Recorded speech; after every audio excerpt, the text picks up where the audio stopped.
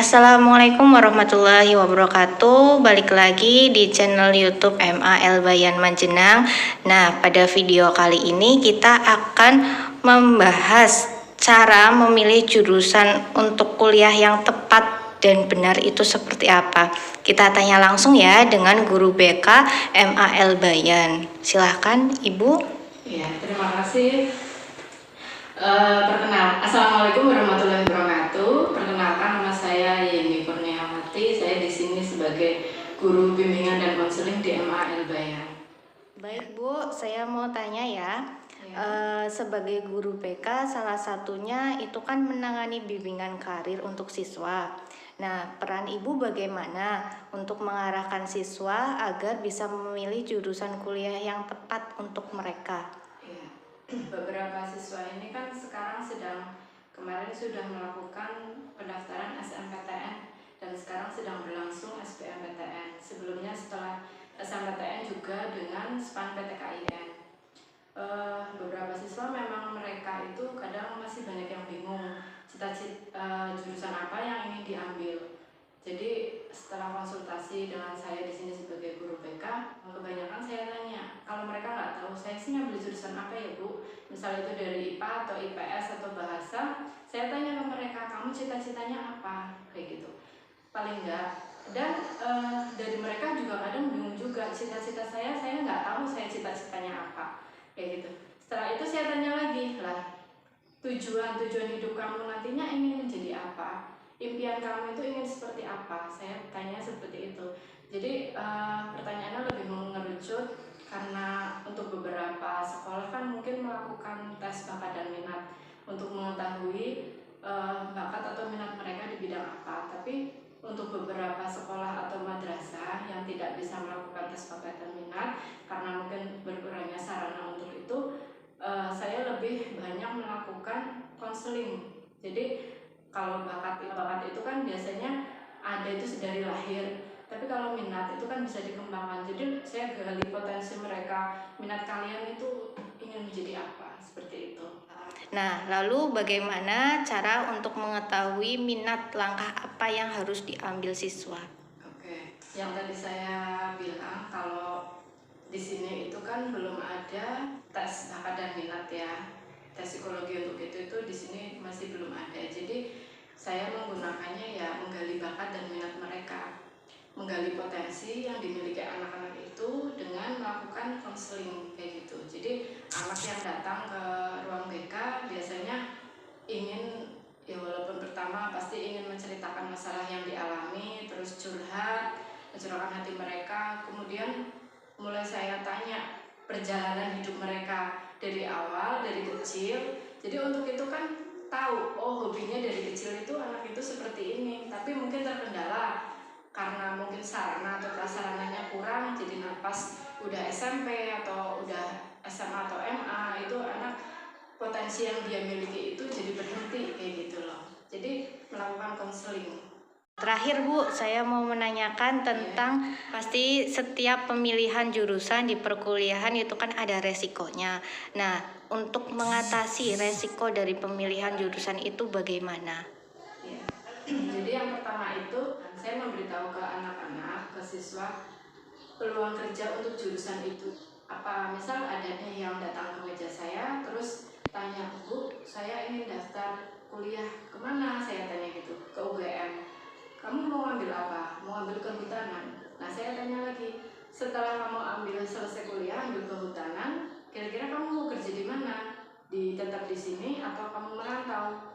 Anak itu pasti menjawab, ada yang bilang di sini atau ada yang merantau. Nah kalau misal di sini, apa iya di sini istilahnya bisa mengambil peluang untuk profesi kehutanan karena untuk lapangan kerjanya aja terbatas. Terus kalau misal dia merantau di kota tersebut ada peluang kerja untuk itu, saya tanya kayak gitu. Jadi istilahnya anak itu harus tahu peluang kerjanya itu banyak atau enggak untuk jurusan yang diambil, karena itu sangat penting. Terus yang kedua itu akreditasi universitas atau jurusan. Jadi jangan sampai anak itu ngambil kuliah dengan asal dan karena ingin hanya kuliah tanpa melihat akreditasinya A, B atau C, minimal paling nggak B lah ya kalau misal universitas dan jurusan itu. Karena apa? Mayoritas kita di Indonesia ini kan orang kebanyakan ingin menjadi PNS, ya kan? Seperti saya juga seperti itu. Tapi kan karena sekarang kondisi umur mungkin ya, jadi saya sudah tidak bisa lagi. Nah itu karena ingin menjadi PNS, otomatis kalau PNS itu kan akreditasi minimal B. Kalau misal sampai C atau apa kan otomatis gugur. Dan nggak hanya PNS aja, beberapa perusahaan besar banyak yang masih berpatokan, berpedoman kualifikasi dengan lulusan akreditasi A atau B. Jadi misal ada yang interview 2 orang, yang satu akreditasinya A, yang itu akreditasinya C. Mungkin untuk pimpinan itu lebih akan memilih yang lulusan akreditasi A, walaupun mungkin secara akademik atau potensi mereka dilihat sama seperti itu. Terus yang ketiga, ini yang paling penting, itu harus melihat kemampuan finansial ya. Jadi siswa itu saya menanyakan kepada mereka, kalian sudah komunikasi belum dengan orang tua ingin melanjutkan kuliah? Sudah bilang belum ingin mengambil jurusan apa? Karena ada yang terkadang siswa yang sangat idealis, mungkin maaf ya di sini mungkin dari keluarga yang biasa, tapi dia ingin mengambil kedokteran. Saya tanya lagi, kamu ingin ngambil jurusan itu udah bilang belum sama orang tua, dan orang tua mengizinkan atau tidak? Karena kan harus melihat kemampuan orang tua juga, karena mereka yang akan membiayai. Jadi anak tersebut harus melihat kondisi orang tua, apa dia bisa melanjutkan kuliah dengan kemampuan finansial yang dimiliki oleh orang tua itu sesuai atau tidak dengan nanti untuk pembayaran SPP, pembayaran DPA, uang gedungnya dan semesteran dan lain sebagainya, belum untuk biaya hidupnya. Kecuali anak tersebut memang berpotensi bisa meraih beasiswa. Seperti sekarang kan di kalangan pemerintah itu ada KIP kuliah ya. Itu pemerintah baik sekali ya, jadi mereka itu bisa membiayai siswa yang mungkin dari keluarga kurang mampu dengan persyaratan tertentu, tapi paling nggak kan harus sesuai dengan kondisi nilai rapot yang bagus. Walaupun dari keluarga yang finansialnya kurang, mereka bisa dibiayai sampai selesai kuliah dan masih ditambah oleh biaya hidup. Tapi harus dibalas dengan apa? Dengan prestasi akademik dari siswa tersebut. Kalau dalam beberapa bulan, 3 bulan IPK-nya atau akademisnya menurun, otomatis kan beasiswanya akan Berkurang. iya akan berhenti. Jadi bagaimana, harus memikirkan langkah selanjutnya jika memang anak tersebut dari kondisi yang kurang mampu, tapi dia dapat beasiswanya sampai hilang, misalnya seperti itu. Nah, untuk melanjutkan kuliah selanjutnya itu bagaimana? Jadi di sini itu juga peran orang tua itu sangat penting untuk menentukan jurusan, pemilihan jurusan yang tepat untuk anak tersebut, seperti itu. Berarti ada feedback daripada beasiswa itu ya Bu? Iya, pasti semua universitas baik PTN atau PTS pasti persyaratannya sama seperti itu.